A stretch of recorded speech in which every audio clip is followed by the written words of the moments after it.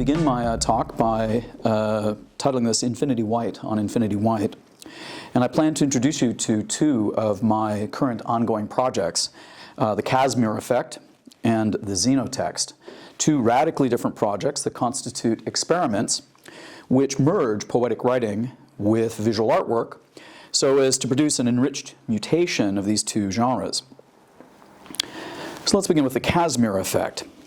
The Casimir Effect responds to the history of monochromic abstraction, doing so by exploring the use of white paint as a poetic medium for expression. And I hope to illustrate some of the context for my enterprise over the course of 7 chapters here. 3 apples. Let me begin my talk about the poetics of white paint by referring to a motif in the history of still lifes, of nature morte, the motif of 3 apples, perhaps of the sort that a woman named after the hue, Snow White, might eat, resulting, of course, in her own nature morte. Still Life with 3 Apples by Gustave Courbet from 1871 offers a realistic depiction of 3 apples, painted in accord with nature, evoking an illusion so convincing that you can almost smell the aldehydes whose toxins give this fruit its oilish, cidery aroma. 3 Apples by Morgan Russell from 1910, however, indicates that in the meantime, after 40 years, the modern advent of photography has so contested the painterly imitation that artists must evoke in the course of their painting, that as a consequence they must make things unphotographable, often by diminishing depth of field and range of color. Apples by Andy Warhol from 1979 indicates that after such a modernist reduction of realism, the evolution of 3 apples begins to approach the limits of minimalist abstraction, reducing volumes to 2 dimensions and spectra to a few colorings. Still Life with Red Apples, after Gustave Courbet by Peter de Cupere from 2017, finishes this conceptual trajectory, reducing 3 apples to a flat void of crimson that, when scratched, evokes their perfume, replacing an incarnate image with an ethereal scent. White on white. Concept artists argue that the content in art has dematerialized, finding itself reduced to minimalist, if not linguistic, effects. And I might argue that Snow White paint has in fact eaten into the substance of art, revealing a whiteness beneath the superficie of apples. Suprematist composition, White on White, by Kazimir Majewicz from 1918 constitutes an early model for this premise, distilling painting itself to the act of overlaying one surface onto another without recourse to either a colorful palette or a portrayed subject. Kazimir Majewicz returns painting to a kind of figural infancy, flattening the depth of field, superimposing 2 whitish squares so that they resonate with each other at the borderlines of their distinction, transfixing these basic planes in a state of dynamic tension. Kazimir Majewicz, in fact, reminds me of the physicist H.B.G. Casimir, who discovers that if 2 adjacent parallel sheets of metal hover less than a nanometer apart from each other in a void, they attract each other due to fluxes in the quantum density around them. Under Erasure. Cambridge 1 by Alejandro Guijarro from 2011 depicts a photo of a blackboard full of formulae from physics classes at Cambridge University. The equations perhaps referring to the Casimir effect itself, all erased, much like whitish canvases in the history of art. Erased de Kooning drawing by Robert Rauschenberg from 1953 famously typifies this gesture of erasure with the artist obliterating a highly prized etching by Willem de Kooning, who allows Rauschenberg to efface it, returning it to its basic white surface. Now, infrared scanning of this blank sheet of paper by the San Francisco Museum of Modern Art reveals traces of graphite hinting that the effaced drawing depicts a nude, seen from a variety of angles, illustrated in a style that might call to mind the work of Paul Klee. Erasing erased de Kooning drawing by Miron Galich from 2010 constitutes a digitized rejoinder to the work of Robert Rauschenberg, insofar as Galich creates an online gadget that lets you use your mouse to erase the pixels in the effaced picture by Rauschenberg. 11 by 22 by 0.005 by Tom Friedman from 1992 likewise emulates the gesture of Robert Rauschenberg by erasing the centerfold from a Playboy magazine, denuding the surface of its nude, making it blank with a meticulousness that verges on obsessive fetishism. Monochrome XY. Erasure of a pictorial image in a painting might imply the erasure of art's authorial agency. The artist, now freed of any expressive identity, which has often required the stylistic assertion of a typically masculine self in service to illustrative reproduction. White Painting, 3-panel, by Robert Rauschenberg from 1951, for example, constitutes an almost austerely spiritual triptych painted using regal flat finish from Benjamin Moore, house paint, so as to create what John Cage calls landing strips for shadows. Twin, by Robert Ryman from 1966, exemplifies, in fact, a lifetime devotion to such austerity. This image, merely one among hundreds painted by this erstwhile guardsman at the Museum of Modern Art, an autodidact with no official training in aesthetics.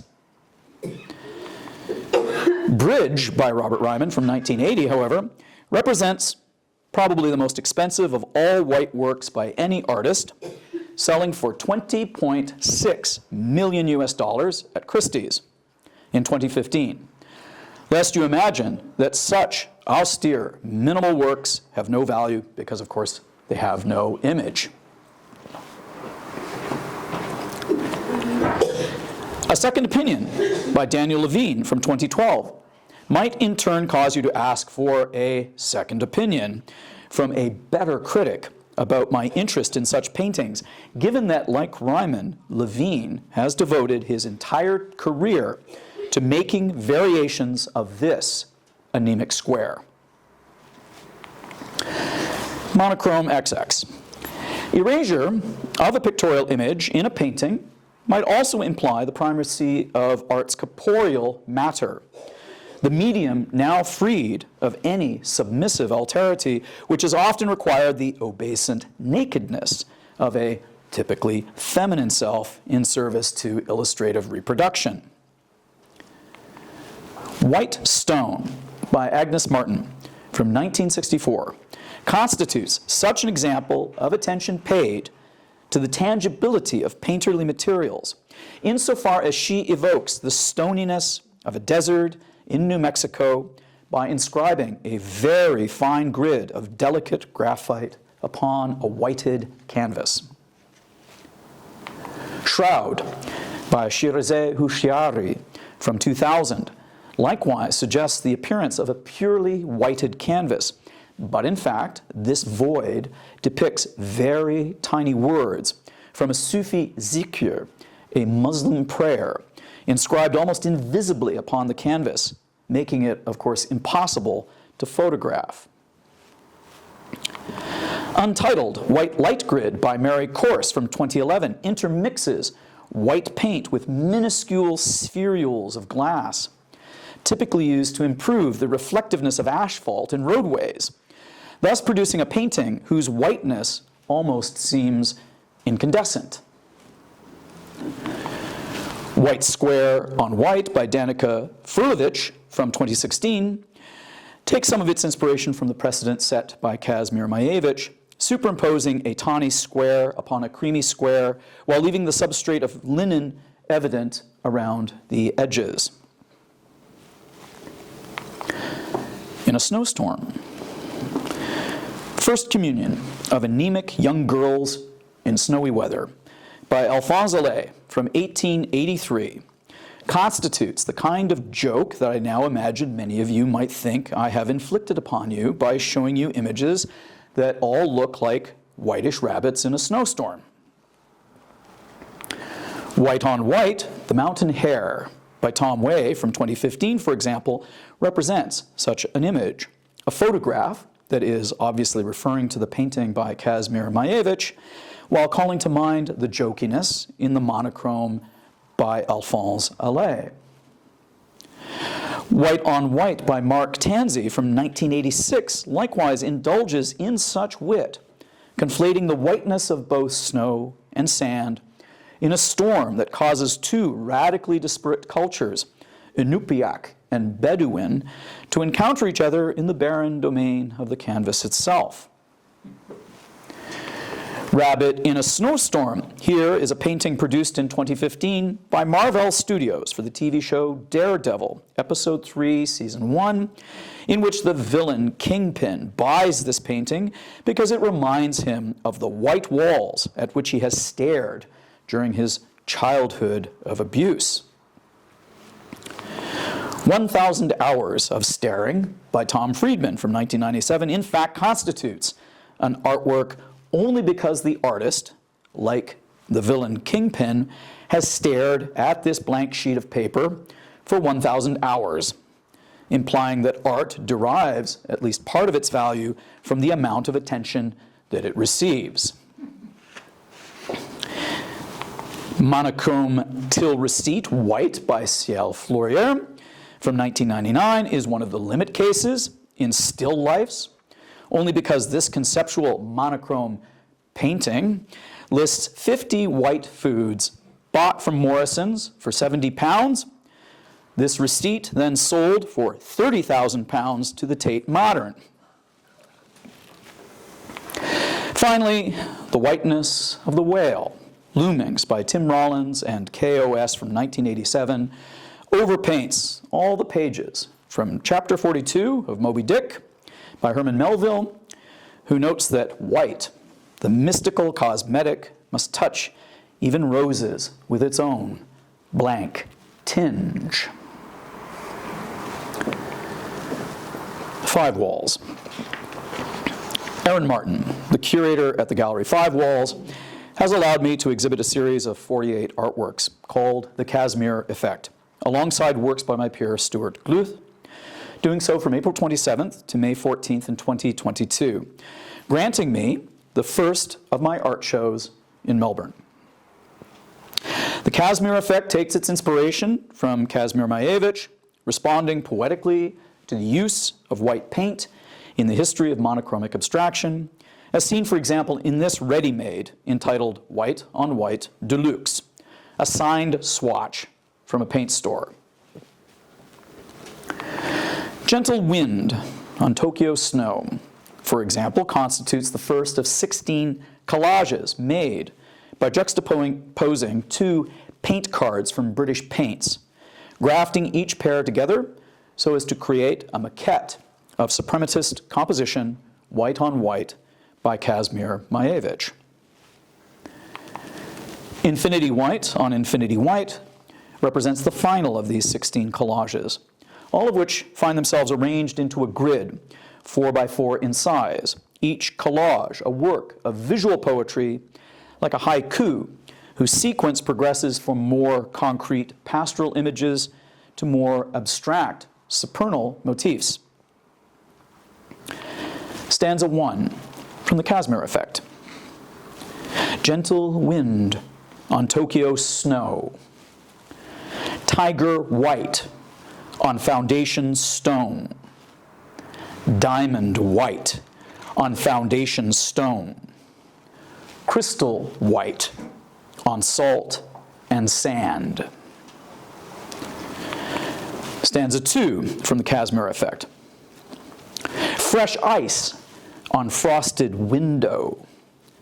Dawn frost on frosted window. Moon ray on dawn frost. Moon ray on frosted window. Stanza 3 from the Casimir effect. Moon ray on snowy clouds. Snowy clouds on mountain peak. Gentle wind on mountain peak. White albatross on gentle wind. Stanza 4 from the Casimir effect. Star white on mountain peak. Star white on unlimited space. Infinity white on unlimited space. Infinity white on infinity white. Here you can see the grid of these 16 cards for the Casimir effect, each of which occurs in an edition of 4 maquettes, each available for sale in glass cases, framed. Here you can see one set of these 4 sets of the Casimir effect, all exhibited on display for the art show at the Gallery 5 Walls in 2022, each case sold for 425 Australian dollars. Each of the haiku in the grid of 16 cards for the Casimir effect has a series of accompanying translations into Japanese, all created with only 4 kanji signs. Here you can see the 16 panes for the Casimir effect, each made of whitish acrylic, etched with a laser, all exhibited at 5 Walls in 2022, each valued at 250 Australian dollars. Each haiku in the Casimir effect also has an attached painting, which mimics the work by Maevich, each using the actual paints noted in the poem, each valued at 875 Australian dollars. Charles Justin, of course, has great taste, and he has acquired the last line from each of these sets. The haiku maquette, the kanji placard, and the white painting, all of these are on display in his home. Thank you very much, Charles and Leah, for collecting these works. The Casimir effect does have a presence on Twitter, and if you like, you can follow this account, which dedicates itself to showcasing white works by hundreds of artists.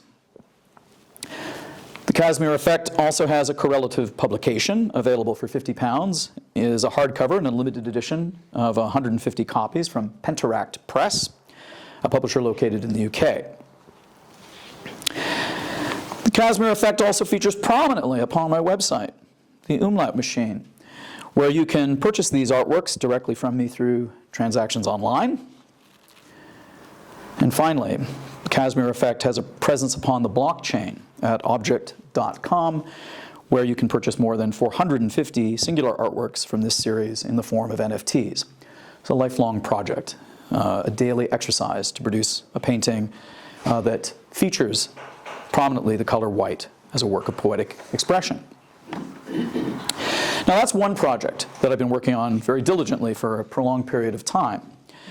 I'm going to shift gears now and divulge to you a second experiment, one entitled The Xenotext. Now I hope to shift gears here from white paint so that I might talk to you about this project, which has taken more than 2 decades of effort to complete, and I'm grateful to note that I am now approaching the brink of its ultimate fruition. I want to begin by reading a poem by me as an epigraph, which consists of 6 anagrams, all inspired by the renowned aphorism of William S. Burroughs, who avers that the word is now a virus, a parasite that has arrived from beyond the stars to colonize our minds.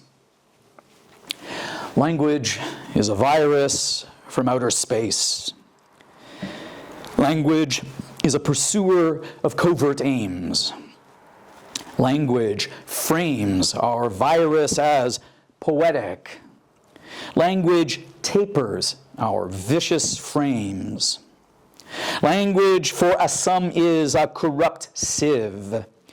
Language for us promises a curative. Frederick Sanger, in 1974, sequenced the atomic genome for virus Phi-X174. And to his surprise, he discovered that this virus used overlapping, interleaved instructions to encode more than one protein simultaneously within a single series of nucleotides. A single string of genes could encode more than one protein.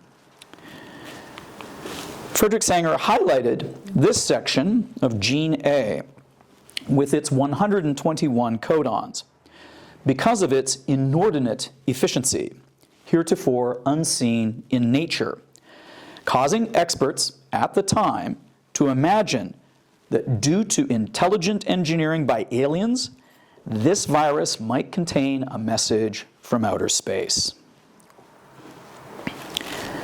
Hiromitsu Yoku and Tairo Oshima in 1979 mapped these codons onto a grid of pixels, 11 by 11 units in size, to show these 121 codons. And here they're using 6 different but plausible rationales for displaying this data, doing so in the vain hope of finding an obvious memento inscribed by extraterrestrials. Hiroshi Nakamura in 1982 noted that despite every failed effort to find a glyph in this gene, he could link together triplets of identical oligomers like AAA, CCC, GGG, and TTT to graph the stars in the constellation of Boötes as seen from the planet Earth. Hiroshi Nakamura implied that genes in a viral phage like Phi-X174 could carry star maps indicating to a clever reader the stellar address of a remote author who could garner credit for the abiotic genesis of such a virus within the ecosystem of an exoplanet. Pretty bizarre that in the 1970s, scientists were looking for messages by aliens in the genomes of viruses. Very strange. Now, Craig Venter in 2010 demonstrated our capacity to create such a life form. Here, an organism called Mycoplasma laboratorium, whose genome encoded a line from a portrait of the artist as a young man by James Joyce. To live, to err, to fall, to triumph, to recreate life out of life. The xenotext is one of my own stranger things, an example of living poetry. I am designing a bacterium that becomes not only an archive for storing a poem within a synthetic genome, but also a machine for writing a poem within a resultant protein. Deinococcus radiodurans is the proposed symbiote for my xenotext, in part because this extremophile bacterium can survive without mutation in even the most lethal biomes, including the vacuum of outer space, thereby making the germ an immortal memorial for a poem. Imagine pairing off the letters of the alphabet so that they are mutually assigned to each other, knowing that of the 7,905,853,580,625 options available, you must write a poem such that by replacing each letter with its cotype from this cipher, you get another poem.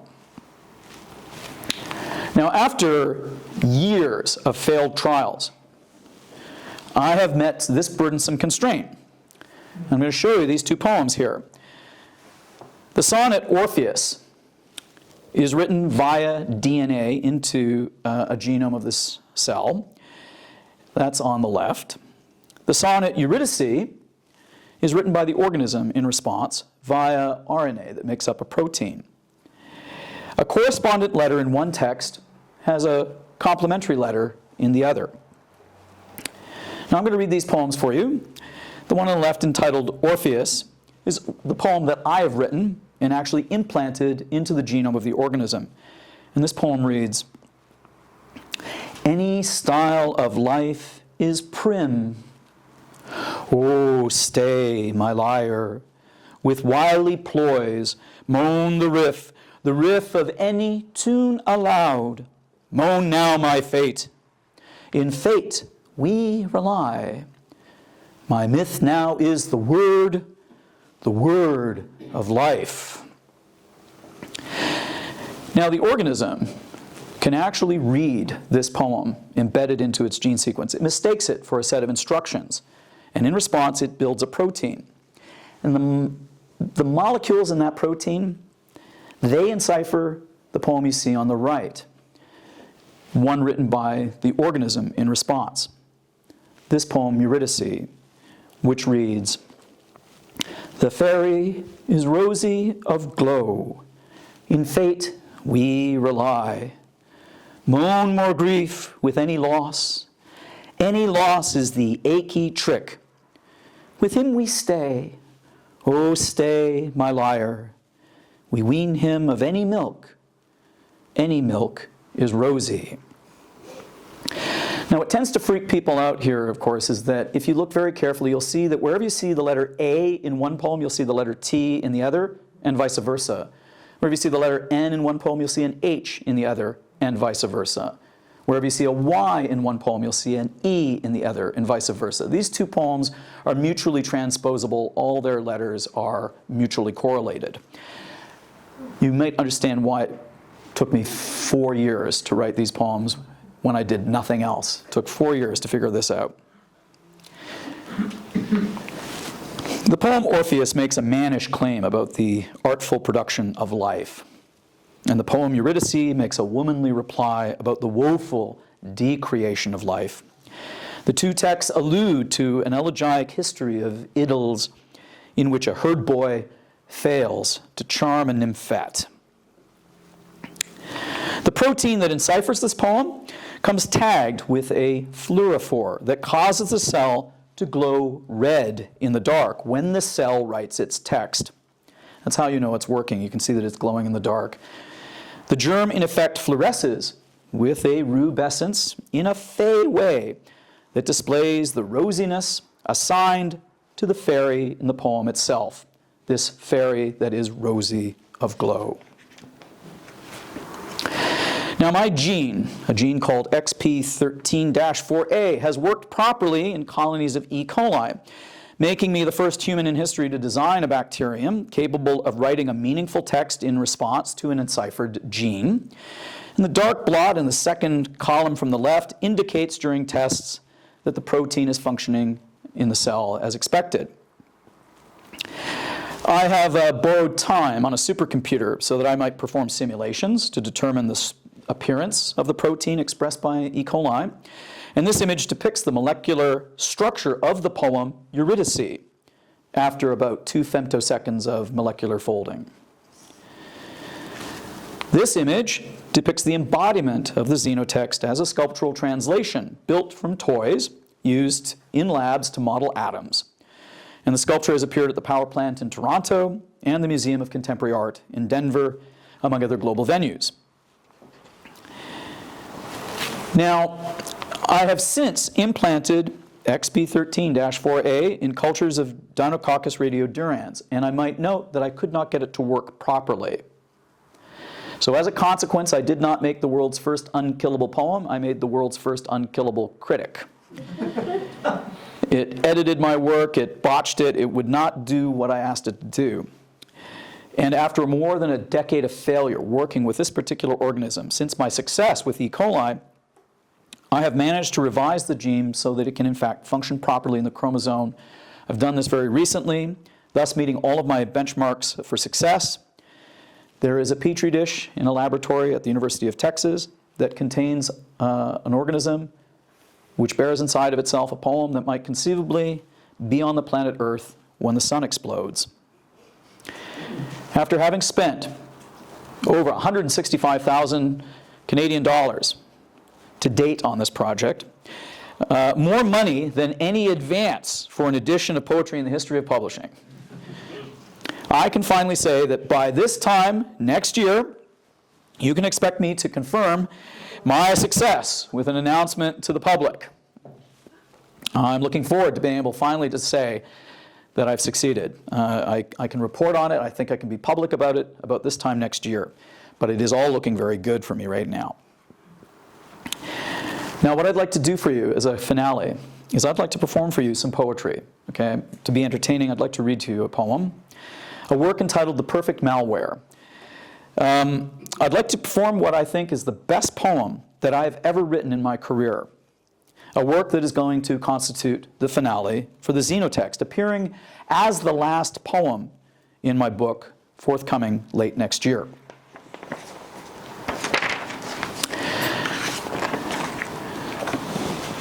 Okay, now I am serious. I'm promising you that this is probably the best poem I've ever written in my career. I don't think I'm going to be able to write one better than this. I'm very proud of it. This is The Perfect Malware. I hope you concur. The Perfect Malware. Arks and zoos now harbor the remnants of our refrains. What poetry can we imagine when poetry itself has gone extinct? Must we look for it in the soot of our burnt books? Must we decipher it in the trampled pastures of rapeseed near Barbary Castle? Must we discover it by calculating pi to a Google of binary digits? Must we extract its requiem from the iambic pulses of the Cepheids? We have heard its flutter and wow but once, emanating from the precincts of Tau Sagittarii. We have dialed our radios to the appointed frequency in megahertz, but never again does the call sign chime. Instead, we hear a dark roar as if from a specter trapped inside a cloud mirror at the edge of the universe. We look for this ghost, but the blind glass reflects back at us only a blank stare made from the most durable isotope of nothingness. It ignores us like a sphinx of black quartz.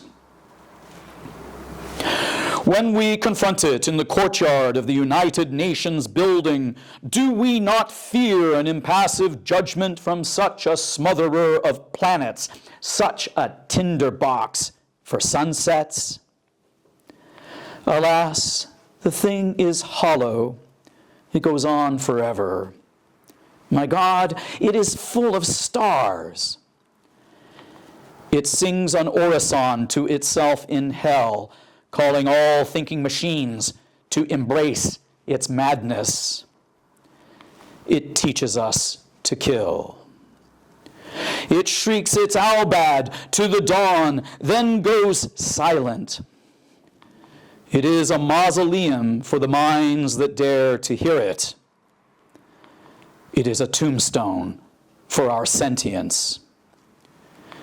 It marks our exit from perdition like a doorway left ajar for us at the Olduvai Gorge in Tanzania, at the Tycho crater on the moon, at the Stickney crater on Phobos, at the Noctis Labyrinthus on Mars, at the Phoenix Linnea on Europa, at the Roncesvalles Terra on Iapetus, at the Lagrange point between Jupiter and Io.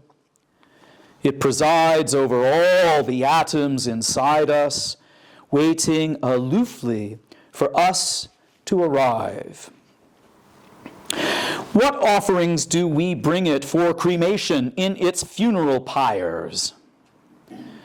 The word mere in dits and daws, the digits 1 to 10, the atomic design for DNA, the pixel image of a human being, the sound of vaginal muscles tensing in ballerinas, the formula for ethanol, the kanji glyph for kampai, the doodle of a lungfish crawling from the sea, the symbolic units of logic, the periodic table of atoms, the flags of every nation, the hazy cosmic jive, the tremulous vibration of a nocturne played upon a theremin, the registries from Craigslist, the thoughts that meander like a restless wind inside a letterbox, the chatter of 500 folks who win a prize, the advert for cheesy snacks brought to you by Doritos, the diktat of Klaatu who aborts the harrowing of humankind, the prattling of the plebeians who say, hello, the gene for Rubisco, most copious protein on the planet. Must we bequeath to the darkness all the bright tokens of what we know? Must we greet each revenant in hell with goodwill, speaking whatever language can cast a spell upon such a ghost? Must a Nazi-file from the Wehrmacht be the Virgil who salutes these shadows on our behalf? Must we retell the legend of our ascent from the yowling of the rainforest to the roaring of the spacecraft? Must we flip through the scrapbook, reminiscing over Polaroids of our excursion from the ovum to the void? Must we tour the ruin that the whale songs lament? Let us betray our sorrow through the play of syrinxes and dulcimers, of gamelons and violotas.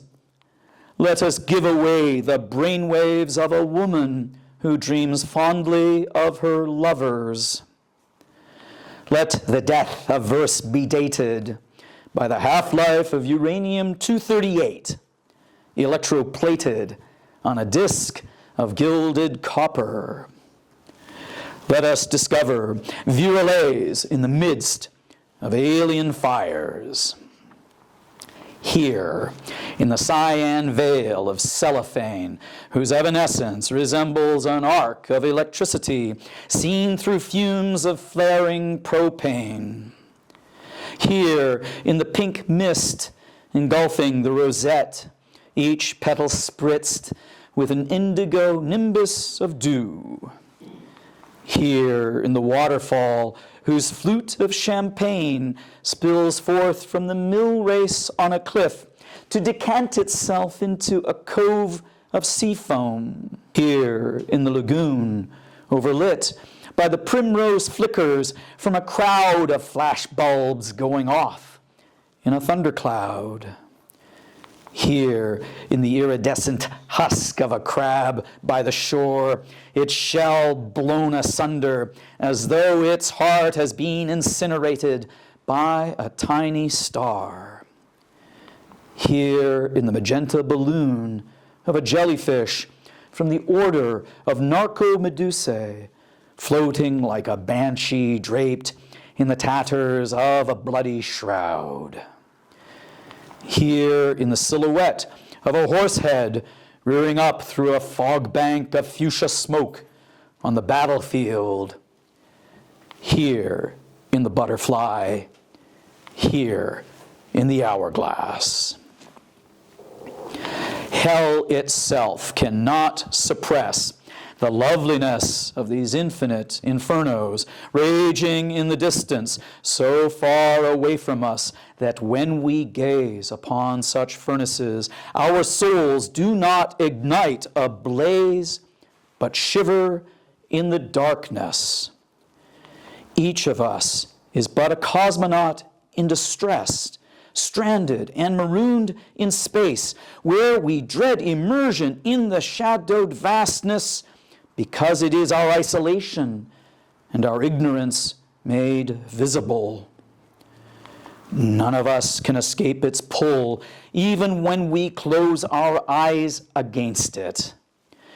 We have seen it in our sleep, yet we cannot gaze upon its face unless we view it through the mirrored hexagons of our instruments. It is waiting for us, hoarding time, somewhere in the Eridanus supervoid, a zone of emptiness so vast and deep that it has hollowed out the cosmos. It is but a pinpoint in such blackness, a microscopic singularity infecting us like a virus. It is what must utterly condemn us. To be the firefly descending through the black spires of tamaracks in the forest fire at night. To be the azure spark that skates across the plate of steel being split by a xenon laser. To be the fleck of radium painted on the ceiling of the planetarium. To be the Klieg light in the filigree of cities viewed from orbit on the night side of the globe. To be the photon in the solar winds which blast through worlds like zephyrs through an abandoned field of dandelion wisps. To be the chip of mica spinning in the rosy rays of sunlight from a supergiant going nova. To be the frozen cinder that scintillates in the stroboscope of a pulsar. To be the final spore drifting through the stellar abysses where some absent-minded civilization has forgotten to turn off its wars. To be the mote of dust upon which the blowtorch gorges. To be the fey imp in all living things, yet to be destroyed. Who am I, if not some neglected astronaut being immolated by a fierce aurora while striding in my spacesuit across the avenue of the Americas? Who am I, if not some phantom fighter pilot, dreaming that while weightless during free fall through a vacuum, my glass visor shatters at the sight of a turtle dove? Who am I, if not some poltergeist imprisoned in a ruby room aboard a ship, now derelict in the shoals offshore from a swelling fireball? Yes, I have a soul like you, but mine is made of little robots. And no one sings me lullabies, and no one makes me close my eyes, and so I throw the windows wide to call to you across the skies. And yet I know that nowhere among these glowing nebulae do any of you exist. Who am I, if not some stowaway in a microbe, or some castaway in a seedlet? And yet I must let loose upon the world my perfect malware. It is like the voice of a child saying goodbye in the dark.